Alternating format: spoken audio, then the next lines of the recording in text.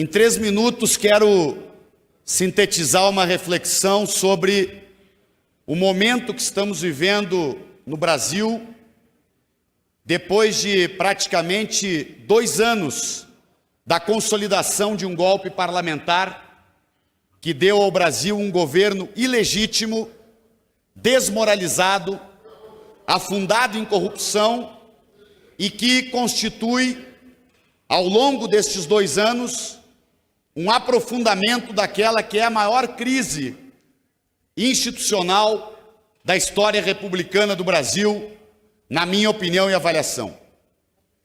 E agora chegamos a um momento muito singular desta crise.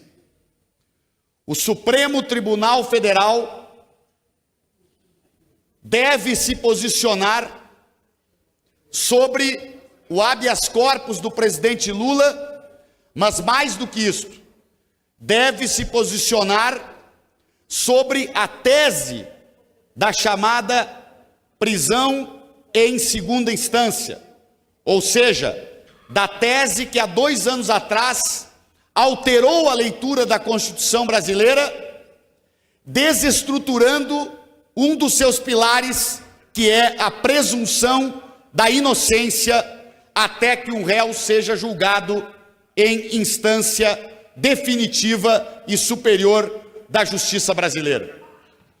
Eu fico impressionado, e digo isto de forma respeitosa, mas com a postura e algumas falas da presidente do Supremo Tribunal Federal, ministra Carmen Lúcia, que diz que ela não cederá a pressões. Em primeiro lugar, me permita, Sua Excelência, a presidenta do Supremo Tribunal Federal, as pressões democráticas, elas existem numa democracia, existem sobre o parlamento, existem sobre o judiciário, sobre o Supremo Tribunal Federal, da mesma forma.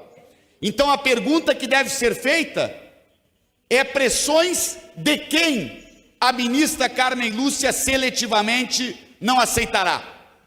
Pressões daqueles que têm, no próximo passo deste golpe parlamentar, o objetivo de prender Lula, que não cometeu crime, contra quem não há uma única prova, por conta do calendário eleitoral?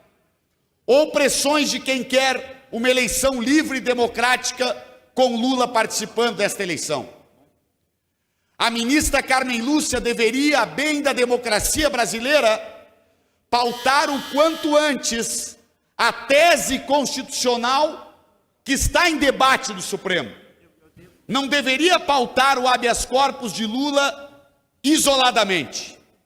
Deveria, deputado Esperidião Amin, deputado Afonso Mota, deputado Pompeu de Matos, pautar a tese geral sobre o que diz a Constituição brasileira. Serão 6-5, 7-4 a decisão dos ministros, mas a democracia brasileira exige esta resposta do Supremo Tribunal Federal do nosso país. Sob pena de nós aprofundarmos a crise institucional, sob pena de nós aprofundarmos os traços de fascismo cada vez mais claros na política brasileira. Exemplo disto foram as agressões violentas impetradas, e eu peço 1 minuto para concluir, senhor presidente. 1 minuto para concluir, senhor presidente, obrigado. Exemplo disso foram as agressões, atos de violência, ódio e intolerância, onde pessoas que pensam diferente daqueles que, como eu, defendem a candidatura Lula, se entenderam no direito de bloquear estradas, de agredir fisicamente simpatizantes desta candidatura e desta visão política. O Brasil não pode debater as suas divergências de opinião com base no uso da força física, da violência, do ódio e da intolerância para retirar e para intimidar alguns. Por fim, homenageei desta tribuna Marielle Franco e Anderson. Marielle foi brutalmente assassinada num crime político, porque era uma líder de esquerda e que lutava contra as pautas que lutava.